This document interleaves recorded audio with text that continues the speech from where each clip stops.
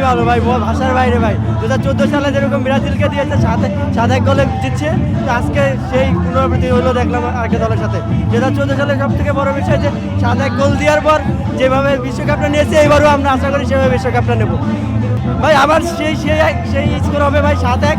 আমরা চাবো যে ওটা আবার তাদেরকে ফিরে দেওয়ার জন্য। আর্জেন্টিনার ফ্যানরা তো আমাদের বাচ্চা বলে সবাই আর কি, মানে আমরা ওদের বাপ আর কি মনে করি, সেভাবে ব্রাজিলের সাপোর্টাররা বলে। কারণ বাপের সম্পত্তি নিয়ে ছেলে একটু বড়াই করবে, এটাই স্বাভাবিক। কিন্তু তারা উচিত কি ছেলেরও বাপের মতন অর্জন করে তারপরে সে যদি সেই হিসাবে বড়াই করে তাহলে ঠিক আছে। বাট আমরা আশা করি যে আর্জেন্টিনা ভালো খেলুক এবং ব্রাজিলও ভালো খেলুক এবং তারাই কাপ নেবে। কিন্তু জার্মানি কাপ নেবে, এটাই স্বাভাবিক। তো আজকের একটা ম্যাচে ভাই দেখছেন খেয়াল করে কত সুন্দর একটা খেলা হয়েছে। জার্মানি চাইলে আরও বেশি গোল দিতে পারতো, কিন্তু তারা মনে করে দিচ্ছে 2014 সালের কথা। এবং আজকের ম্যাচে তারা কোনো হলুদ কার্ড পায় নাই, কোনো একদম সুন্দর খেলা, যা মানে ভাষায় বলা যায় না ভাই।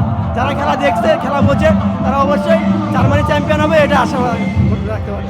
জার্মানি চ্যালেঞ্জ আছে ভাই, ফ্রান্স আছে, স্পেন আছে, তাছাড়া আমরা আর কোনো বাধা মনে করতেছি না।